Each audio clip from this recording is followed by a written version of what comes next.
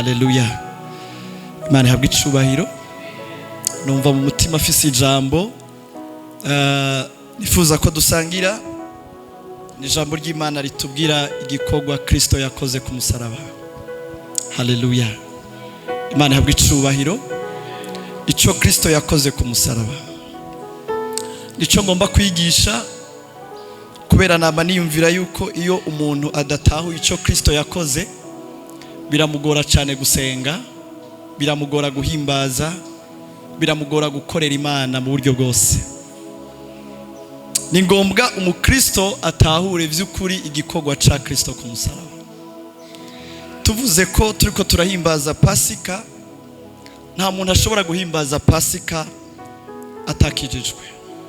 Haleluya.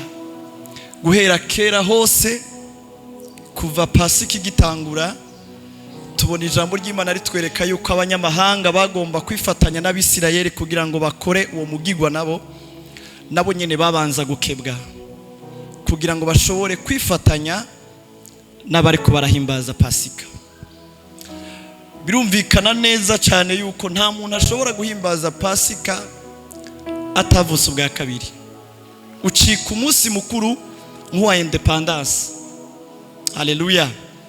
Ariko umuntu wenyine ashobora guhimbaza Pasika n'umuntu azi igikorwa Kristo yakoze ku musaraba kandi yagihaye agaciro. Imana ihabwe icubahiro. Uyu munsi rero cyo ngomba kugira ngo twibukanye ko ndazi yuko mwizeye, ariko mu bintu byinshi Yesu yagiye aratubwira, yagiye aravuga ngo ibi nibi ndabibasavye mugende mu bikore, ariko aragaruka cyane kubigishwa biwe ababwira kwibuka ivy'urupfu rwiwe cyane, kubera ko ubutumwa bwiza bufise ubushobozi mu rupfu no mwizuka ry'umwami wacu. Haleluya. Ubutumwa bwiza ukuyemwo urupfu rwa Kristo ugakuramo n'izuka rya Kristo, haba hasigaye ikindi kintu kitari ubutumwa bw'umwami wacu Yesu Kristo. Nico gituma dukwiye kwama tuvyibuka kandi tuvyibukanya ibifatanye n'igikorwa Kristo yakoze ku musaraba. Haleluya. Mu byo nza kuvuga ikiguzi vyasavye Yesu kugira ngo turonke agakiza. Imana ihabwe ishimwe. Haleluya. Imana ihabwe icubahiro. Nza kuvuga igikorwa Kristo yakoze n'ikiguzi cyamusavye. Hari gihe twiyumvira yuko agakiza twaronse kavuye muri boutique. Agakiza twaronse ntikavuye muri alimentation. Hari ikiguzi Kristo yagatangiye. Haleluya. Hari ikiguzi Kristo yarishe kubwako gakiza. Abantu benshi turakunda kuvuga ico turi muri Kristo Yesu ni kimwe, ariko ikintu kiremereye cyane nico Kristo yakoze mu buzima bwacu. Nico Kristo ari mu buzima bw'uwakijijwe gusumba ico wakijijwe ari muri Kristo. Haleluya. Haleluya. Imana ihabwe icubahiro. Imana ishimwe. Imana ihabwe icubahiro. Ico Kristo yakoze mu buzima bwacu. Nifuza ko dusoma ijambo ubi Filipi gice ca 2.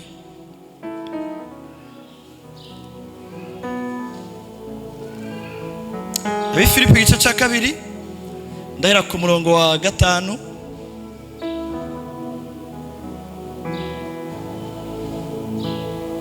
Tugire wa mutima muri twebwe wari muri Kristo Yesu. Uwo naho yari asanganywe ishusho y'Imana, ntiyiyumviriye yuko kuringanira n'Imana ari ikintu cyo kumirako, ariko yisiga ubusa, yabira ishusho y'umugurano, acikusa n'abantu. Kandi abonetse afise ishusho nk'iy'umuntu, yicisha bugufi, araganduka no gushitsa ku rupfu, kandi urupfu rwo kumusaraba. Nico cyatumye Imana imushira hejuru cyane, ikamuha rya zina rirengeye ayandi mazina yose, kugira ngo amavi yose azapfukame mu izina rya Yesu, ay'ivyo mu ijuru n'ay'ivyo ku isi n'ay'ivy'ikuzimu, kandi indimi zose zize zature yuko Yesu Kristo ari uhoraho, ngo biheshe Imana data wa twese icubahiro. Haleluya. muri aya majambo ngomba kuvuga icyo Kristo yakoze, ikiguzi yatanze kugira ngo dushobore kuronka agakiza.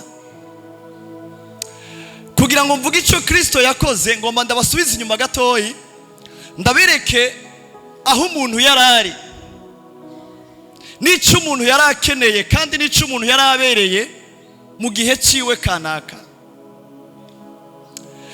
Umuntu Imana ikimurema yamuzanye mu isi, imuzana mu isi imufise ko umugambi, imufise ko projet, imufise ko intumbero, imuhisi kugira ngo ayiganze. Ariko umuntu ntiyaranyuzwe n'icyo Imana yamugize, umuntu ntiyaranyuzwe n'icyo Imana yamuhaye. Hanyuma umubisha, umugwanizi, wowe yari yaratakaje nawe kuba mu ijuru, yari ku isi, abona agaciro Imana ihaye umuntu, abona ingene Imana ihaye kuganza isi umuntu, itahaye kuganza cya kiremwa cyakoroka kimwemu. Hanyuma icyo kiremwa kiza konona wa muntu, gitangura kumuja mu matwi. Haleluya. Umugwaniza atangura kuja mu matwi umuntu, amubwira ati hamwe wokora iki niki woca ucika Imana, woca uringanira nayo, woca umera nk'imwe muri zo. Hanyuma umuntu kuko ataranyuzwe n'icyo Imana yamugize, acagomba kurondera kuja muri cya kibanza umugwaniza ariko aramubwira yuko yoringanira n'Imana. Haleluya. Uko kuringanira n'Imana umugwaniza ariko aramubwira ko ariko gukoroka kwiwe, ko ariko kononekara kwiwe. Hanyuma umuntu yumva inyigisho y'umugwanizi, akora icyo Imana yamubujije. Haleluya. Imana ihabwa icubahiro. Hanyuma Imana icuvuga ati guhera no munsi kurenze kuco nakubujije, ukajya ku giti kimenyekanisha ikibi n'icyiza, nta kabuza uzopfa. Runo rupfu Imana yari kiravuga ntigwara urupfu rufatanye no kuva mu mubiri, gwara urupfu rw'imwemu. Umuntu acarononekara indani mu mwemu yiwe, imigenderanire y'umuntu n'Imana iratosekara. Bwira mugenzi wawe ati yaratosekaye ntiyavuyeho. Haleluya. Yaratosekaye ntiyavuyeho. Iyo migenderanire imaze gutosekara, Imana vyasa nk'uko umenga umuntu yazanye mu isi agiye mu yundi mugambi Imana itamuremeye. Yari nka Esheki imbere y'Imana. Hanyuma Imana irasezerana ati wa muntu we, nakuzaniye umugambi, ariko narishoboye kurema n'uyundi muntu akuzuza ivyo ndamugomba ko wewe nkaguta. Ariko urukundo rw'Imana utangura kugaragarira muri jardin yo muri Eden. Imana isezerano iravuga ngo muri no ruvyaro rwawe nyene hazokomoka umuntu azoza kubriza, guhonyora Satani ku mutwe, kugira ngo bikunde wa muntu umugambi namuremeye ashobore kuwushikako. Imana icituma umukerubi, abamarayika bagenda gucunga rya tongo ahantu hari igiti cy'ubugingo. Muzi impamvu Imana yarungitse umumarayika ngo acunge igiti cyari cy'ubugingo? Nimwiyumvire, yaba umuntu yitwa Adamu yarahejeje kurya ku giti cy'urupfu, agaca yongera akajya ku giti cy'ubugingo. Haleluya. Haleluya. Uvyiyumvire ko gato, uyo muntu ahejeje kurya ku giti cy'urupfu, ubwo nyine cyasubira kuja kurya ku giti cy'ubugingo.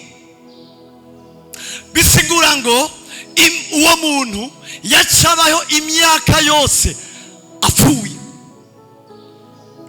Hari umuntu ariko aranyumva? Imana icituma abamarayika babiri n'inkota, mugende mucunge hajya hari igiti cy'ubugingo. Ntiryari ishavu, ntigwari urwango, rwari urukundo rw'Imana. Haleluya. Rwari urukundo rw'Imana. Bwira mugenzi wawe ati rwari urukundo rw'Imana. Imana yari kirarondera ingene ico kiremwa yaremye gisubira mu migenderanire n'Imana. Yari ifise uburenganzira bwo kurema ikindi kiremwa, ikakiremana iyindi kapasite yo kudacumura. ariko Imana yagati Satani nawe ukoze ibyo ugomba ngo wonone umuntu, uyu nyene niwo nzokwama niheshereza mu icyubahiro. Haleluya. Uyu nyene niwe nzokwama niheshereza mu icyubahiro. Imana irungika abamarayika baracunga, umuntu acatangura kubaho ubuzima bubi. Imana kirasezerana ati wa mugore we, muno ruvyaro rwawe hazokomoka umuntu azoguhonyora ku mutwe. Mwiyumvira bisigura iki? Kubera ko atahonyeye mu bitugu, kubera ko atahonyeye mu migongo, kubera ko birivuga ngo azoguhonyora ku mutwe. Haleluya, haleluya. Umutwe bantu b'Imana ni ukomanda vyose. Niyo umukristo atabanje kubohoka mu mutwe naho baraja. Haleluya, haleluya. Ubugunge bwose bw'umugwanizi buhera mu mutwe. Niho hari organe noble, niho hari gihimba gishobora gukomanda ibindi byose by'umubiri. Naho noba nkomeye ngaha ntibisigura yuko ari ahakomeye, ni mu mutwe hakomeye. Haleluya. Rero umugwanizi guhonyogwa ku mutwe kwari kuba paralize ubuzima bwiwe bwose, nta kizoshobora gukunda ku mwana we. Haleluya. Imana iryo sezerano yubatse kuri Adamu yari kwirikiranya imyaka, irikira ritegura. Abavugishwa baraza, Mose aravuga, Yosuwa aravuga, Yesaya aravuga, ariko aravuga ivyo umuntu azoza kubakura kubwo bwami bwo mwijima. Haleluya. Imana habwe icyubahiro. Imana yabashiriyeho ibishobora kubarera kugira ngo bagume muri ya grace y'Imana itakwiye, bagume ahantu, bagume bari mu Mana mugabo mu bundi buryo bafise umurezi w'ibyagezwe. Ariko Imana ikirabategurira kubakurako intwaro ya Satani.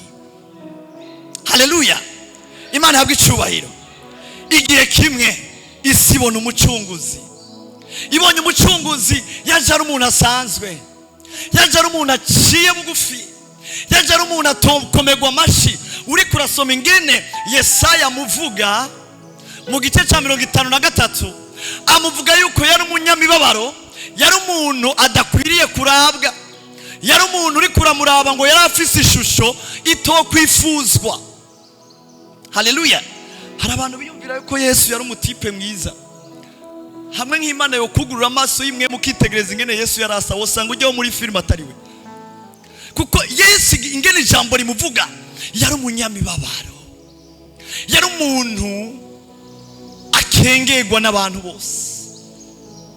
Haleluya. Imana habwe icyubahiro. Kubera ko ibyo byose yabikoze Yesu, yari karishira mu kibanza canje nawe. Imana habwe icyubahiro. Paulo acandikira abi Filipo babwira ngo mugirere muri mwe bwo mutima uri muri Kristo Yesu. Uyo naho yararinganiye n'Imana, ntiyumviriye ko kuringanira n'Imana ari ikintu cyo kumirako. Iki kintu Kristo yakoze, haleluya, iki kintu Kristo yakoze cyo kwiyambura kuringanira n'Imana, nico cananiye Adamu. Adamu we yarondera kuringanira n'Imana. Haleluya, haleluya. Aharagaze ikintu gikomeye. Satani yabwiye Adamu ati rondera kwicara nk'Imana, rondera kuvuga nk'Imana, rondera gukora nk'Imana, rondera byose birashoboka. Ni umwana w'umuntu yakorokeye, ni umwana w'umuntu yononekariye, kuko icyo cyiyumviro nico na Satani yari afise, yagomba kuringanira n'Imana, nico cyamukoroye. Haleluya, haleluya. Satani yari gufata umwana w'umuntu ntivyari bigoye, yaraza hafata, yaraza Imana ikarira, yaraza Imana itihanganira. Ibindi bintu byose Satani yarabikoze. Uri kurasoma muri Ezekiel, ariko gushika ngo aboneye yuko muri we afise ubugunge, sinzi ngeno bivuga mu nikite ukudatungana, sinzi ngeno bivuga. Haleluya. Bantu b'Imana, ico kintu Satani yabwiye umwana w'umuntu ngo wokirondera wokironka kugira ngo ushobore kwemegwa, nico Kristo yahevye. nico Kristo yambuye. Wewe nico yarari. Kristo yari Imana, yararinganiye n'Imana. Haleluya. Ariko yasize iyo position, yasize urwo rugezo, aragwambura kugira ngo aringanire n'umuntu. Haleluya. Haleluya. Imana yabwi icubahiro. Ngomba kuvuga ikiguzi Kristo vyamutwe kugira ngo turonke agakiza. Ubwa mbere yahevye icubahiro, yambuye icubahiro icy'umwana w'umuntu arondera. Mu kamere k'umwana w'umuntu arondera icubahiro. Umwana w'umuntu arondera gushigwa hejuru. Aho uri wumva umenga ntunyuzwe. Wiga mu wa mbere avuga ati noshika mu wa gatandatu. Ushitse mu wa gatandatu noshika mu w'icumi. Ushitse mu w'icumi ati noheza. Uhejeje ati noja noronka akazi. Umwana w'umuntu mu kamere kiwe yamatikwije, yama hari ivyo arondera, yama hari ivyo ahahamiye. Haleluya. Yesu Kristo ubwiwe yahevye ivyo nyene abantu barondera. Yahevye ico cubahiro mwijuru yarafise icubahiro cyo kuba Imana, kandi yarafise icubahiro cyo kw'Imana imudeklara canke imuvuga muri psome canke muri Zaburi ya kabiri avuga ngo nije nakwibwiriye ngo ndakuvyaye urubura bwanje. Ivyo aravyiyambuye. None ni kubera ikaje, ni kubera ikavyambuye, kwari kugira ngo jewe nawe turonka agakiza. Haleluya. Kwari kugira ngo jewe nawe turonka agakiza. Kubera iki? Yambaye ngo ishusho y'umuntu, kwari kugira ngo ashobore gutsindira icyaha mu mubiri. Yesu yari kuza mu isi ari mwemu cyangwa akaza agashika bambwa, ariko nacyo vyari kumara. Ni ngombwa atsindira icyaha mu mubiri. Bibiri tubwira ngo yari mu isi ariko nta cyaha yakoze. Yageragejwe muri byose ariko nta cyaha yakoze. Kwari kubera iki? Kwari kugira ngo yambare umubiri w'umuntu 100%, hanyuma uko icyaha cyatsindiye umuntu mu mubiri, hanyuma Kristo nawe atsindira icyaha mu mubiri. Haleluya. Haleluya. Imana ihabwa icubahiro. Imana ihabwa icubahiro. Nico gituma titije uwundi mubiri w'ikindi kintu. Yabaye usa n'abantu, yabaye umuntu asonza, yabaye umuntu ababara, yabaye umuntu arira, yabaye umuntu afungura nkatwe, kugira ngo vyose vyanesheje umuntu bimushikire, hanyuma aboneke nk'ugororotse yambaye umubiri, aguma aboneka nk'utunganye yambaye umubiri. Haleluya. Murabe ino dogre ya imilite ya Yesu. Turiko tuvuga ko twaronse agakiza, umenga ni ibintu Yesu yakuye ahantu avuga ati ndabahaye, ariko harimo ikiguzi gikomeye. Ariko hari ikintu kinini yatanze kugira ngo twebwe dushobora guno munsi gukorana nk'ishengero. Si ibintu gusa vyajuko ngo mwijuru ngo harabaye inama, abantu bariyumvira ati mbega ninde yotugira, barabura numwe. Hanyuma ngo umwana w'Imana acafata cya gitabo cyarimo ngo ibimatanishijwe n'ishashara, ngo arakizingurura, ngo mwijuru haba gacerere ngo kangana n'igice cy'isaha. Haleluya. Mwiyumvira ingene ijuru ryari ribona Kristo aringaniye n'Imana. Mwiyumvira ingene ijuru data, abamarayika, ibinyabugingo vyose vyabona Kristo nk'Imana, nk'umwana w'Imana, ariko kubona yiyambuye kubwanje nawe cyari gitangaza. Haleluya. Sinzi umuntu umwe nigeze kubona ariko aravuga ngo Imana yarabonye yuko itoba mu ijuru yonyene, ngo hanyuma ngo ikihitamo kumpereza agakiza. Ndamubwira ati Imana yabonye ko utoshana na Satani, hanyuma ikugirira ubuntu kugira ngo uzobane nayo. Haleluya. Ntacyo Imana yatubonyemo. Twari twononekaye, twarabamenja, twari abantu bagabitanya, mugabo yambura icubahiro cyose kubwajewe na wewe. Yambuye ubumana kubwajewe na wewe. Uri kurasoma muri Yesaya 64 umurongo wa 5 n'uwa 6, hatubwira ngo twebwe twese ngo ibigabitanyo vyacu ngo vyadukubeba nk'umuyaga, umwe wese bikamutwara iyo bigomvye nta Imana yatubonyemo, nta kintu special Imana yadusanzemo, n'ubuntu bwonyene yatugiriye mu guhitamo kwambura icubahiro. Ni wiyumvire umuryango ufise umwana umwe, hanyuma uwo mwana bakamucumurako canke bagacumura kuri se w'uwo mwana, hanyuma se w'uwo mwana agacavuga ati wewe wamucumuyeko urakwiye gupfa, mugabo wewe ni wasigaye nkunda gose gusumba uno mwana navyaye kandi ari umwe w'ikirenge. Cette fois ngomba wewe ndakureke wewe wibereho umwana wanje ndamwica. Haleluya. Ibintu ndiko ndavuga muravyumva? Ibintu ndiko ndavuga muravyumva? Imana yari nk'uwo muvyeyi, yari ifise Kristo nk'umwana w'ikinege.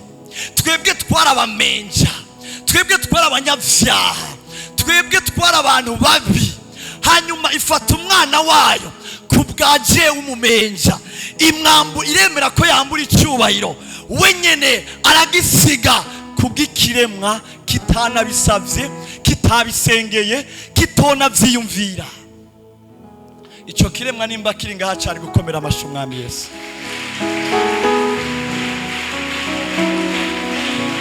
Ngo tugire wa mutima wari muri nawe yararinganiye n'Imana, ntiyabonye yuko ari ibintu vyo kumirako, ngo ariko yisize ubusa,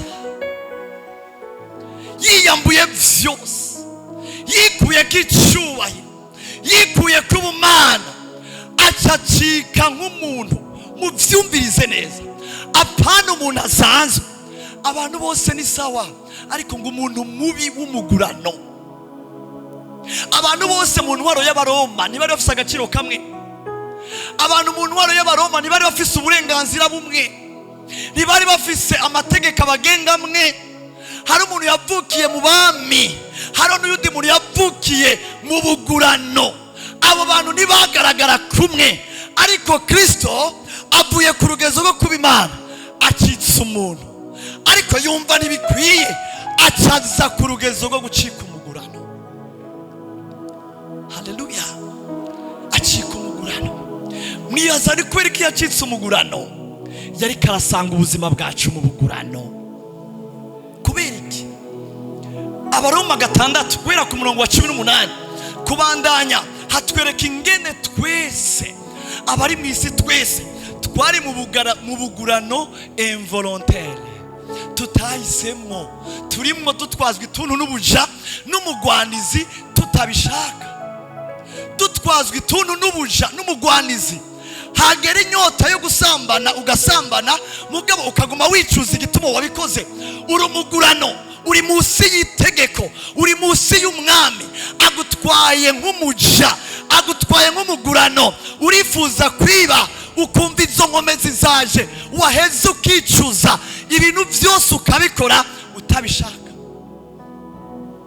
Niko twese abakomotse kuri Adamu twarabagurano bicaha. Haleluya. Haleluya. Hari umuntu ariko aranyumva? Twarabagurano bicaha, twarabaja bicaha, twategekwa n'icaha. Nta nihitamo wari ufisemo ngo ubireke, wisanga wabikoze ukaguma ushishwe, ukaguma ubabaye. Hanyuma Kristo mwiyumvire, yambuye icubahiro c'ubumana, abaye umuntu, hanyuma agiye gucika n'umugurano. Bwira mugenzi wawe uwo mugurano yari jewe, kandi sinari narabihisemo, sinari narabihisemo, sinanabishaka. Haleluya. Sinanabishaka, mugabo nabaye mugurano w'icyaha w'ubwami bwa Satani. Hanyuma Kristo araza acacika umugurano ku bwanjye, kugira ngo yuzuze ubugombe bw'Imana. Haleluya. Uko data bushaka, uko Kristo yagomba kubikora. Yamavuga ngo data, ntabwo ari uko jewe ngomba, ariko bibe nk'uko wowe ugomba. Acika umugurano mu gishingo canje, anyuzuriza vyose nategerezwa kuzuza. Haleluya. Imana ihabwa icubahiro, Imana ihabwa icubahiro. Bibiri tubwira ngo aca ashika no ku rupfu. Bwira mugenzi wawe ati yasanze mu rupfu. Bibiri tubwira ngo ingero y'icyaha kimwe n'urupfu. twese twakoze ibirenga kimwe, twakoze ibirenga kimwe. Ingero yacu n'urupfu, twese twari tubereye urupfu. Ejo sinzi abantu ariko ndaganiriza, ndababwira ngo Yesu yaduhaye ico tutabereye, aca twima ico tubereye. Haleluya. Ndabisubiramo, Yesu yaduhaye ico tutabereye, aca twima ico tubereye. Nari imbere y'urupfu, kandi ubwo rupfu bugiye yararumpaye. Ubutungane bw'Imana bwagumye bugaragara yuko buhari, ntiyirengagije ubutungane bwayo. Oya, ubwo butungane bwagumye buhari. Yaranyishe, yanyiciye muri Kristo Yesu. Haleluya. Hari umuntu ari ngaha yicanywe na Kristo Yesu icyarimwe igihe yizera, yapfanye na Kristo. Uri ngaha urashobora kugira gutya. Haleluya. Ngo gushika ku rupfu. Kubera iki? Umwana w'umuntu icyo yarabereye kubw'icyaha, yari umugurano wacu, yarabereye gupfa. Hanyuma Kristo bimusabye yuko ari waja ku musaraba ngo apfe. Haleluya. Ni nkaho rero Imana yatwibye ico tubereye twebwe. Ni nkaho Imana itakoresheje ubutungane kuri twebwe, ariko ubwo butungane buremeka Kristo.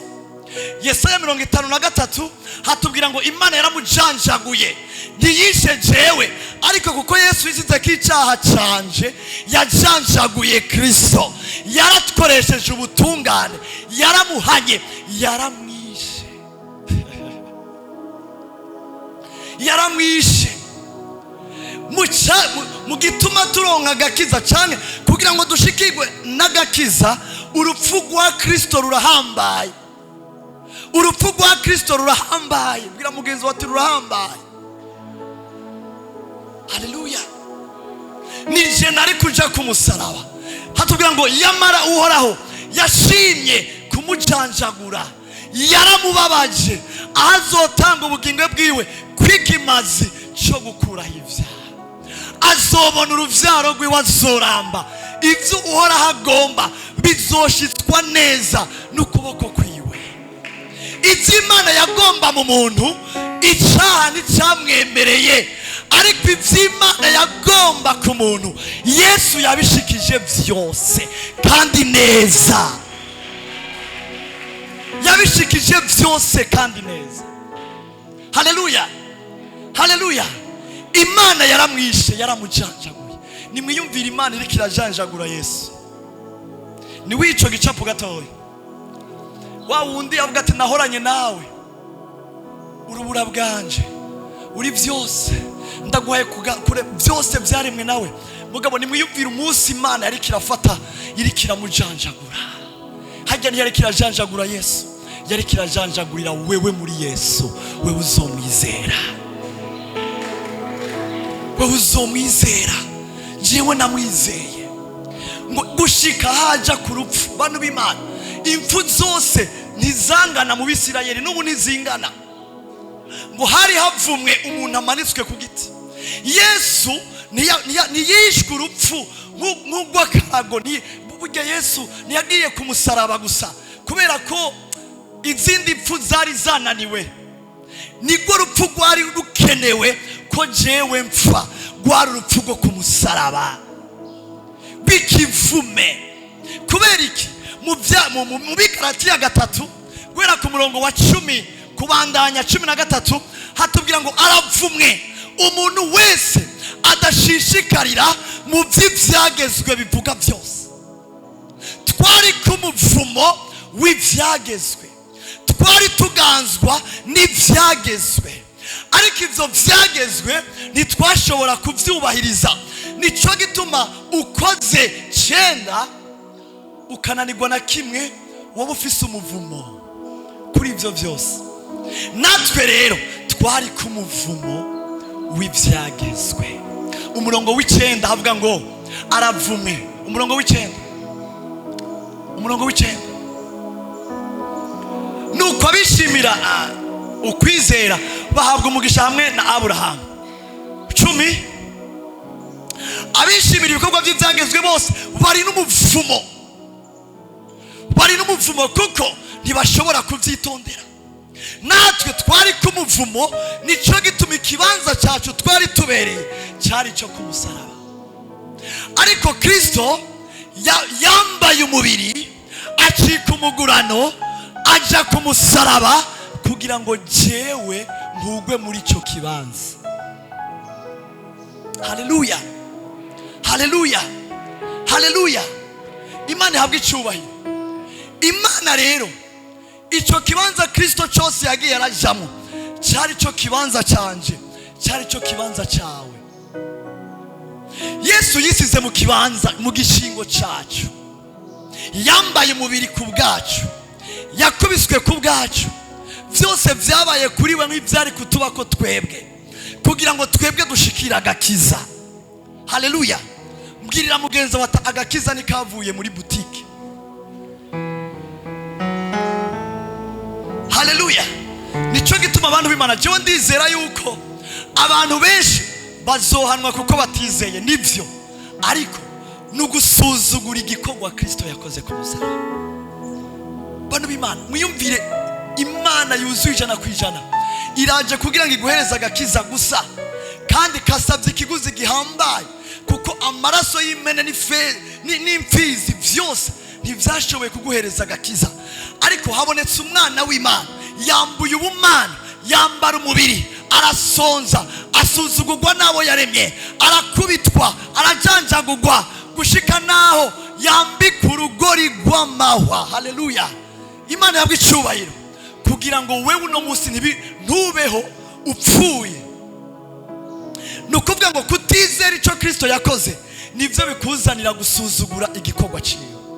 Haleluya. Bwira mugenzi wawe igikorwa cya Kristo kirahamba. Ibyo byose yari karabikora ngo jewe nywane n'Imana, yari karabikora kugira ngo twebwe dushobore kunwana n'Imana. Haleluya. Dushobore kuva mu minwe ya wa mugwandizi, dushobore kwinjira muri destiny cyangwa mu cyo twaremewe. Twebwe nk'abantu twari twaremewe guhesha Imana icyubahiro, twaremewe guhesha Imana icyubahiro. Bwira mugenzi wawe twaremewe guhesha Imana icyubahiro. Ntibikunda rero yuko uhesha Imana icyubahiro utatawe icyakoretse ku musaraba. Ntibikunda. Iki gikorwa cya Kristo ku musaraba nico kikuzanira kwidegemvya, nico kikuzanira kunywana n'Imana. Haleluya. Imana yabwa icyubahiro. Usomye mu Baroma 5 umurongo wa mbere, Abaroma 5 umurongo wa mbere. Hari umuntu ari karanyumva? Hari umuntu ari karanyumva? Hatubwira ngo none rero ko twatsindanishijwe no kwizera dufise amahoro ku Mana kubw'umwami wacu Yesu Kristo. Haleluya. Ico cyaremwe rero Yesu yagiriye mu gishingo. Haleluya. Yarekera kironderera mu mahoro guhera kera. Abantu bamye muri kiripability, bamye mu ruhagarara rwo kungene badashobora kunywana n'Imana, badashobora kumva ko banywanye n'Imana, bamye bari mu ruhagarara rudasanzwe, gushika abana b'abantu batsindanishirizwa no kwizera umwana w'Imana. Inyungu ya mbere y'igikorwa cya Kristo nuko twatsindanishirijwe. Haleluya. Haleluya. Kandi inyungu yo gutsindanishirizwa n'amahoro, n'amahoro mu mitima yacu. Haleluya. Haleluya. Bwira mugenzi wawe twaratsindanishirizwe kubw'igikorwa cya Kristo.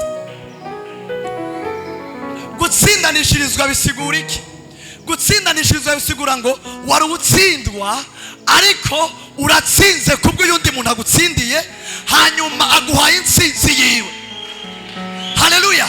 Bisigura iki rero? Mu gikorwa cya Kristo twebwe twaciye dutsindanishirizwa. Nico gituma uyu munsi turahagarara imbere y'Imana dufise amahoro, dufise amahoro. Bwira mugenzi wawe dufise amahoro. Nitugifise ubwoba, turafise amahoro kubw'igikorwa kimwe gitunganye, kigororotse, kitazosubirwamo cy'umwami wacu Yesu Kristo. Ico, haleluya, ico amaze kugikora, amaze kwiyambura bwa bumana, hari ico yari kararondera mu mwana w'umuntu. umwana w'umuntu yari mu isi atagira imana, atagira ibyizigiro, ari muri condamnation. Ikintu cya mbere umwana w'umuntu akizwa, ntakizwa ibyaha. Umwana w'umuntu akizwa urubanza ruri ku buzima bwiwe, akizwa uburake bw'Imana, akizwa gucigwa kw'iteka, akizwa kuja muri gihonomu. Icyo nicyo umwana w'Imana yakijijwe, nicyo yakijijwe. Nicyo gituma Yesu ariko arapfa yari karantsindanishiriza. Mu Gifaransa bakoresha ijambo rivuga ngo justifier, justifier. Haleluya. Bwira mugenzi wawe ati intsinzi ifise sije nayigwaniye, sije nayirondeye. Ati no ntsinzi ifise sije nayirondeye. Mubwire mugenzi wawe iyo ntsinzi ufise, uyu mwidegenzo wo guhimbaza, uwo mutima wo gusenga, si ibintu warondeye, byavuye mu gikorwa kimwe cy'umwana w'Imana, byavuye mu gikorwa kimwe gitunganye cy'umwana w'Imana. Twaratsindanishirijwe.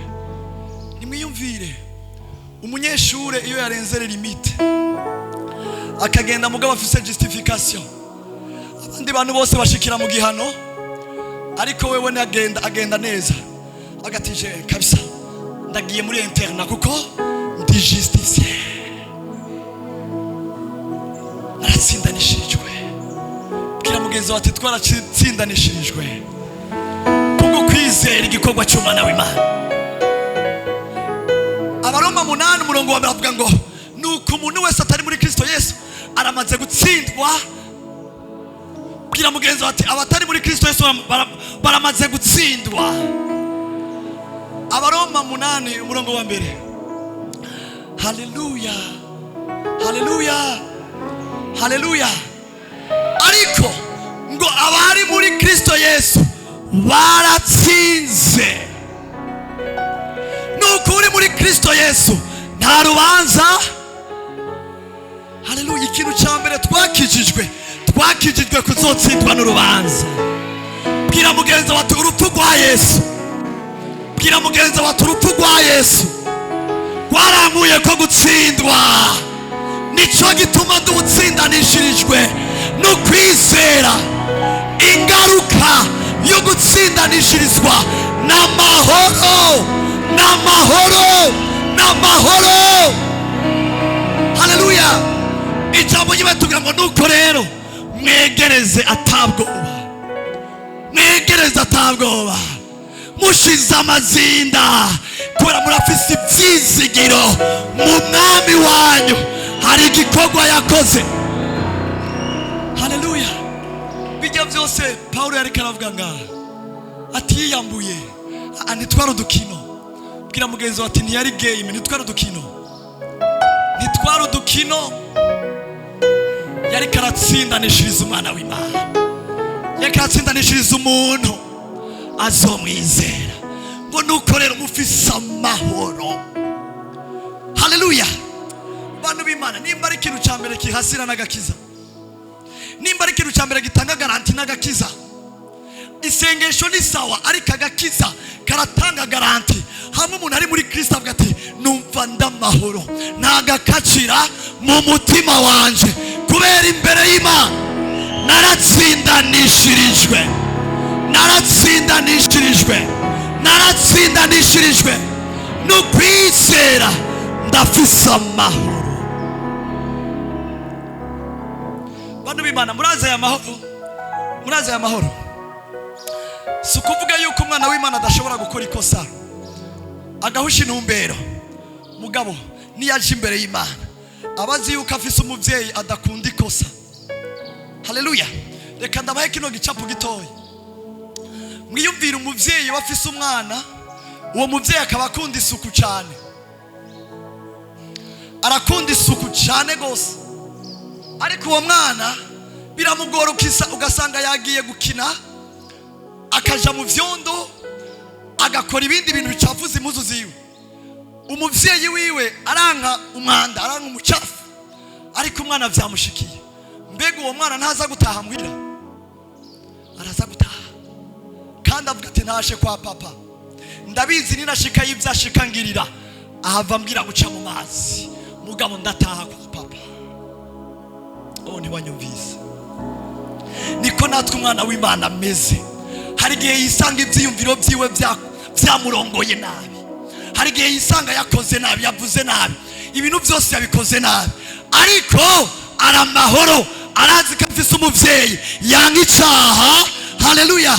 Icamusaba gusa amubwira ati kugira ngo tuze kuryamana banza uce mu mazi woge, naho uri umwana ntuza kuryama ku mashuka usa gutyo. Haleluya.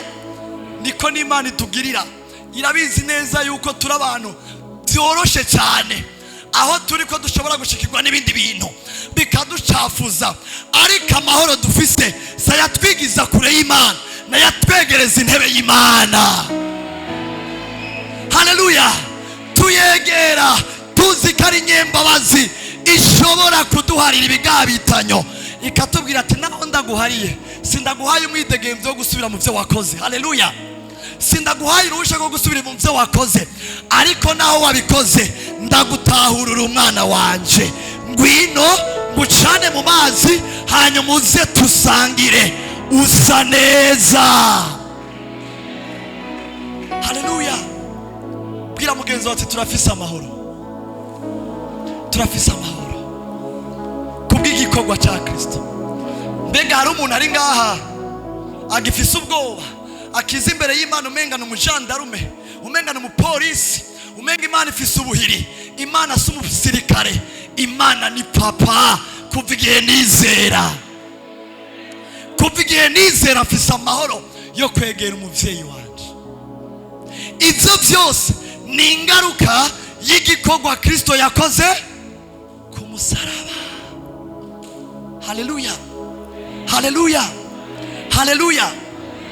Reka ndabwira ikintu kimwe, murazi yuko niyo Satani akureze bidashikira Imana byemewe. Haleluya. Niyo Satani akureze ntibishikira imbere y'Imana ngo bigire ubushobozi, kuko ikintu cyonyine Satani ashoboye kukurega. Bwira mugenzi wawe ati Satani n'umurezi, naramuhinyuye, yegeranya amadosiye yawe y'ibyo wakoze bibi byose akabizana akabishira imbere y'Imana. Wowe wakoze ibi utarakizwa, nejo wakoze ibi, na hirya yejo wakoze ibi n'ibi, ariko imbere y'Imana Yesu ngo yitanze nk'ikimazi.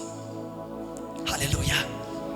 Bwira mugenzi wawe ati yitanze nk'ikimazi, kandi yagitwaye nkariwe muherezi nyene.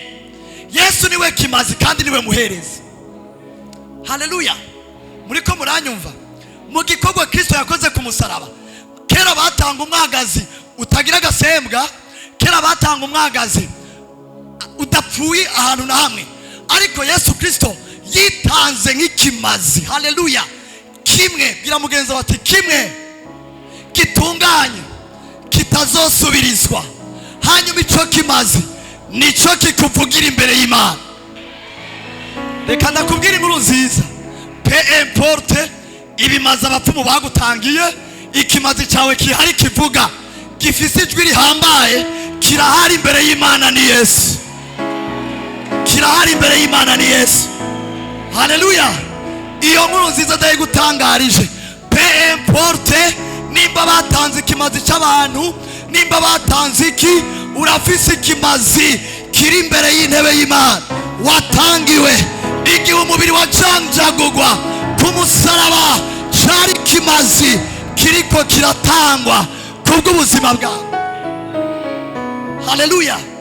Cari kimazi kimwe kiriko kiratangwa kubwanje nawe. Bwira mugenzi wawe ati twaratangiwe ikimazi kiravuga. Bwira mugenzi wawe ati umubiri wa Yesu uravuga. Haleluya. Gusumba ikindi kintu cyose twotangirwa. Haleluya. Yesu yitanze nk'ikimazi kimwe gikuraho ibyaha byose byo muri kahise ko bunakazoza.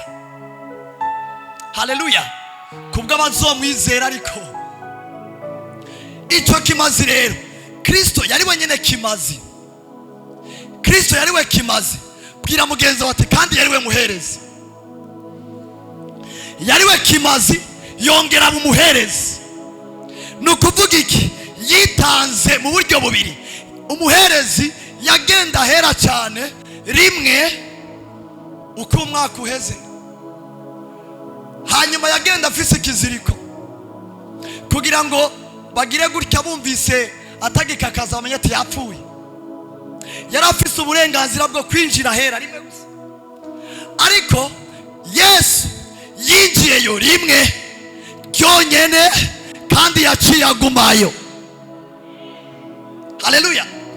Hore y'umuherezi kwari kugira ngo ahuze abantu n'Imana, abavugira ati kino kimazi bazanye miracle, kino kimazi yazanye yakizanye kubw'ibyaha byiwe.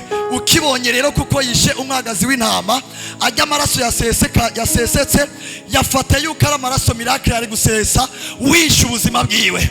Hanyuma Imana ikaraba ingene uwo mubavu uyimotera neza, igakikwemerera ikigongwe. Haleluya. Rero Yesu yacitse umuherezi, yafashe cya kimazi ciwe nyene acaragitwara imbere y'Imana. Haleluya. Acagitwara imbere y'Imana. Mu yandi majambo, yitwaye nk'ikimazi gihimbara Imana, yitwara nk'umuherezi akwiye asumba Melikisedeki. Haleluya. Nari kwijambo rero rivuga ngo urazi ko ivyo Satani akurega ataco bivuze imbere y'Imana, ni kubera ko umuherezi wawe ni yari kandi niwe yagutangiye ikimazi imbere y'Imana. Aguma kuvugira ati ujya yaranyizeye nta burake buri kuri we. Haleluya. Aguma agusengera. Haleluya. Umuherezi niwe yasengera Abisirayeli igihe yinjiye ahera cyane. Natwe Yesu ngo yinjiye mu ihema ritubatswe n'abana b'abantu, kandi iryo hema yariciyemo biciye mu mubiri wiwe.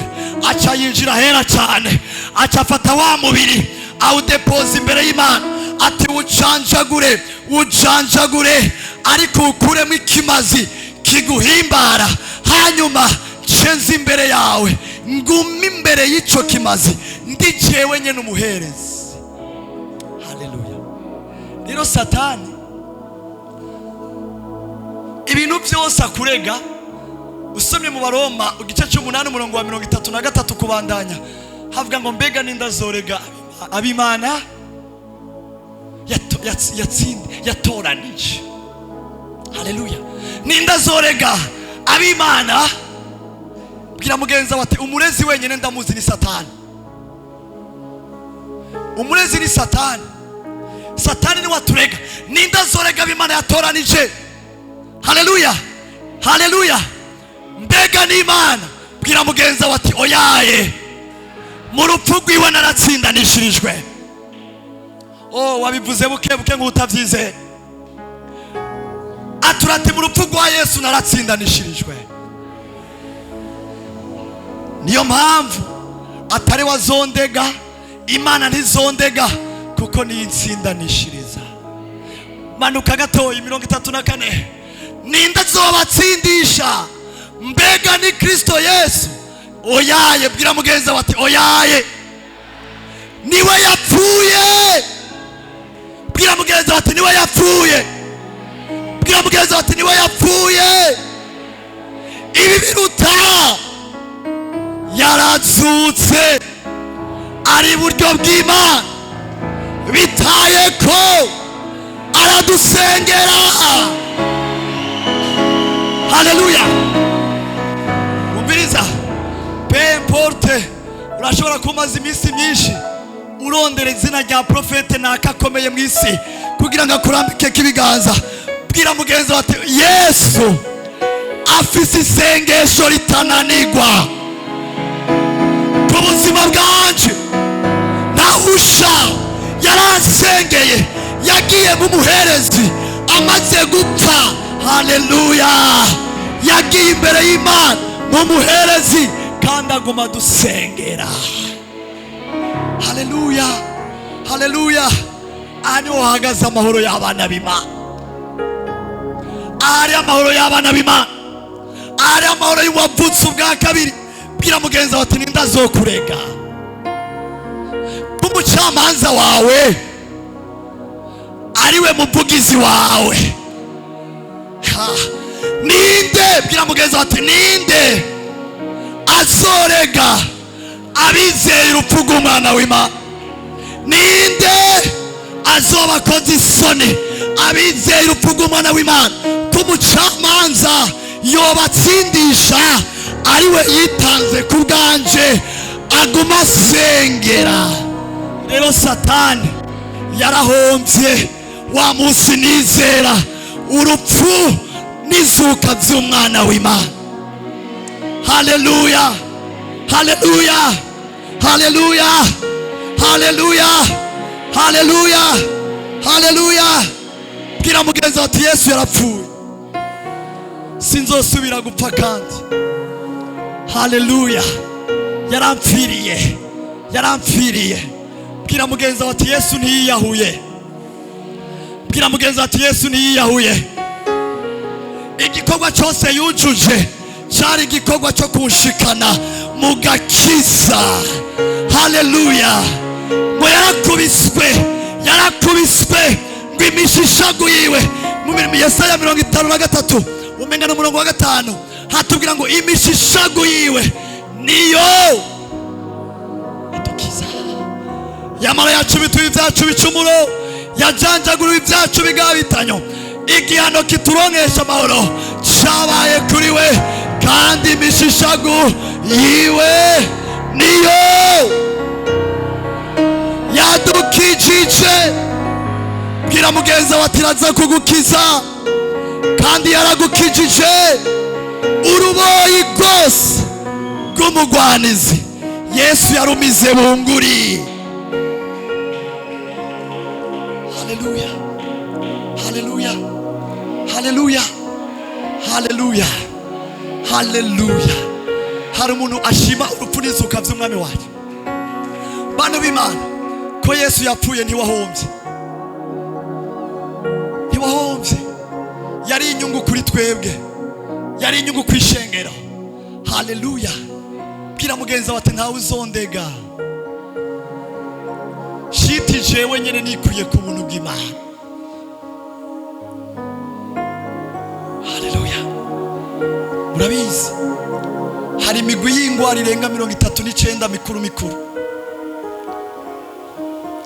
Igihe Yesu yakubitwa mu mushishago umwe hariko harabohoka. Nariko ndakira. Nico gituma umwana w'Imana yabonye Yesu muri kijya bakinye cy'sinema bamukubise gose, wari gucuvuga ati shimwa Yesu, umugwi w'ingwara umuramvuyeko. Bantu b'Imana, hari ingwara isi itazokwigera irongera umuti kiretse umaze gutahura kino gikorwa cya Yesu, kwimishishago ya Kristo ariyo ikukiza. Umunsi umwe je nari ngwaye bambwira ko ntazokira. Yari umuganga afise urukoba gwera, niba nibaza yuko avuze biba birangiye. Ambwira ko ntazokira, ndagenda ndivuza, arambwira ati ntuzokira. Ca ndibuka iryo jambo ry'Imana, ca ndafata ikiganza, nari kumwe n'umuvyeyi wanje, nari nambara amarori. Ca ndamubwira ati ubu nyene ndakize, ndakize. Ca ndayakura amarori, ca ndayamuhereza, arayabika. Guhera ubwo haheze imyaka 10 nasubiye gukoza amarori ngaha. Narasubiye kwivuza, bari barasabye ko mpeba amashure kubw'iyo ngwara yambabaza. Barambwira ati nibizokunda kuko ifatanye n'amanere akomeye, uko wiga niko wisinzikaza. Ariko kuva uwo munsi nizeye imishishago yiwe kariyo yankijije. Haleluya. Bwira mugenzi wawe ati Yesu ntiyiyahuye. Yesu ntiyiyahuye. Yesu ntiyiyahuye. Yesu ntiyiyahuye. Haleluya. Uyu munsi abana b'Imana aho bari mu isi yose turahimbaza igikorwa Kristo yakoze ku musaraba. Niyo nsinzi y'ishengero, niyo nsinzi y'abana b'Imana. Babivuze bantu b'Imana, yarambuye uruboyi rw'urupfu ububasha. birimbwira ngo igihe yagenda ikuzimu yaragiye gukora ibikorwa bitatu. Haleluya. Ubwa mbere yaragiye kwambura ububasha uwarabufise. Bwira mugenzi wawe rero ati kubw'igikorwa yakoze Satani ntumusubiza ububasha atabwafise. Haleluya. Bwira mugenzi ati yarabwambuwe. Haleluya.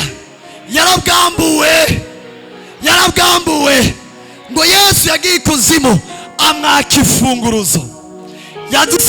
Acadishira kuri altar, adishira mu ishengero, azihereza ishengero ati cette fois ububasha bwose, pouvoir yose, autorité yose, ubutegetsi bwose bwari munsi ya wa mwami yagutwaza ituntu n'ubuja, ndabumwatse ndabuhaye ishengero. Ico muzoboha kizoba kiboshwe, nico muzobohora kizoba rebasharaba. Kirazira gusubiza umugwaniza ububasha, yarabwatswe. Igihe Yesu yaja mu mva ntiyaragiye gukina, ntiyaragiye kuruhuka, kari akazi kabandanya. Yarapfuye yinjira ikuzimu yaka ububasha Satani. Haleluya.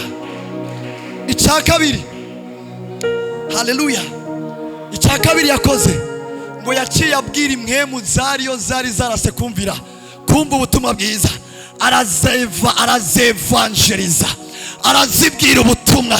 Icya gatatu ngo yaciye yugurura imva zabera. Haleluya. Bwira mugenzi ati irupfu rwa Yesu niyo yari mikino, yarazi ivyo arimo.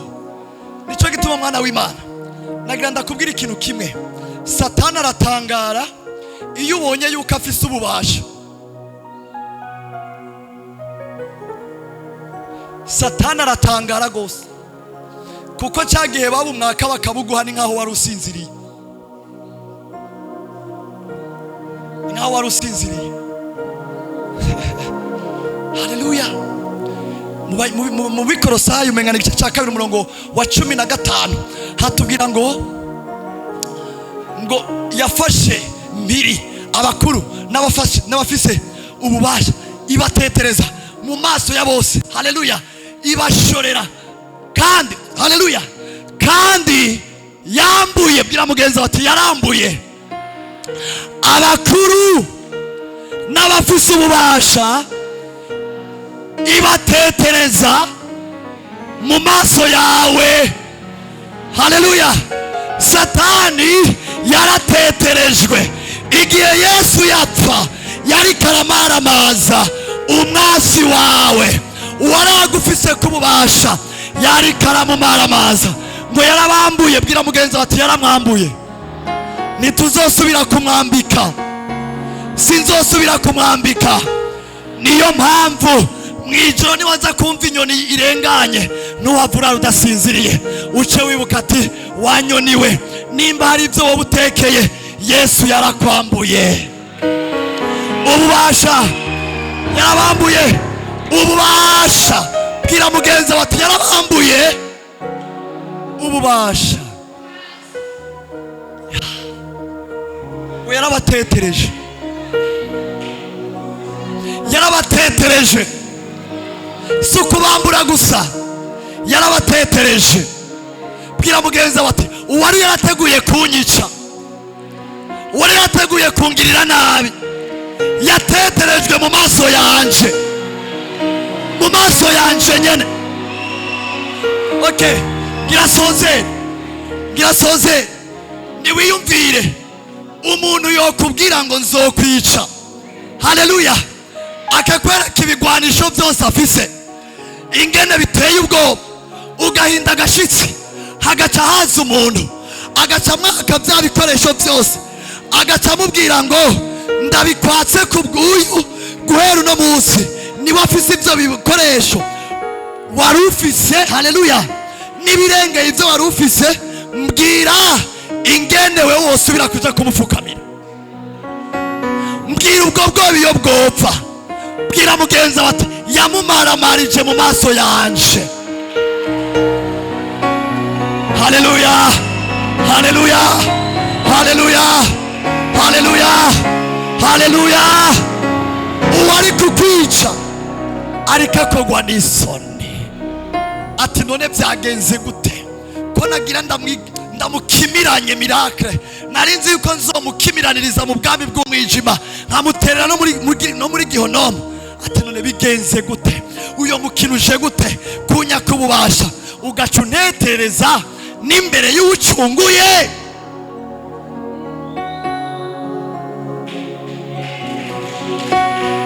Haleluya, haleluya, haleluya.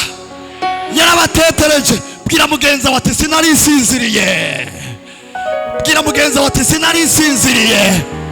Narabibonye, narabibonye, byakozwe ku bwanje. Ibashorera bafashwe miri kubwiki. Bandanya gatoye. Nuko tubireke. Bwira mugenzi wawe, haleluya, ati Kristo yarujuje byose. Ibyo kuguhereza agakiza gatunganye yarabyujuje. Ibyo kukugumiza muri ino si yagusizemo uri mu gakiza udakogwako yarabyujuje. Nico gituma tutari mu bantu basenga ngo uzoza ryari Yesu. Nabararindiriye gatoyi tuvuga ubutumwa ikanguro riza.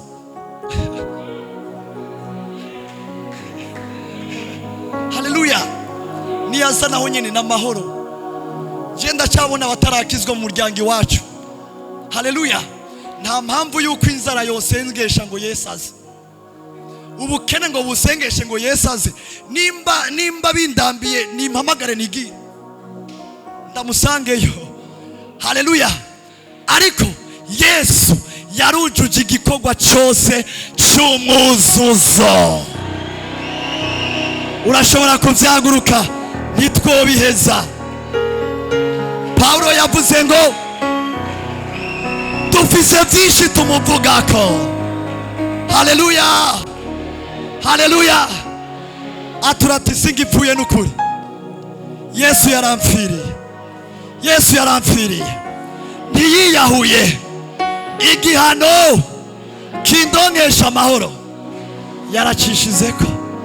Nico gituma ejo, haleluya, nzohimbaza. Haleluya, nkome n'induru. Mbega abantu b'Imana murabizi ishengera ikintu cya mbere rikeneye kuvuga gose n'urupfu n'izuka by'umwami wacu Yesu Kristo. Murazi impamvu? Nuko Satani yaragombye kubikimiranya. Avuga ngo mubatanga n'impera ngo ntimuvuge yuko yazutse. Abandi bahereza kuvuga amajambo ngo habambwe Simoni. Ariko reka tubitangarize ku misozi yuko Yesu yapfuye kandi ntiyiyahuye. Haleluya. Eliya yari uvugishwa n'Imana, yarahagaritse izuba, yarahagaritse imvura. Haleluya. Yosuwa yarahagaritse izuba. Abo bose bari bakomeye mu nyonga z'Imana, abo barapfuye. Ariko urupfu rwabo ntitwigera turuserebra, ariko duserebra urupfu rw'umwana w'Imana. Yarapfuye ku bwanje, yarazutse ngo acabera imfura abamwizera bose. Mwizuka yatubereye imfura, natwe tuzozuka, natwe tuzozuka. Rabashanda rabaya. Urashobora gushimira Imana kubw'icyo gikorwa Yesu yakoze. Ndashaka kumva ijwi y'umuntu asenga. Yareba yabaya balekala regedeba alagadaba shariyeleleba alaga shalelelelelele. Senga ushimira umwami yatanze kubwawe. Iyerebaya shaya ya shaleleba alaga shalabababababa. Urashobora gusenga muri uno mwanya n'amajambo yawe nimba uyafise, wibuka igikorwa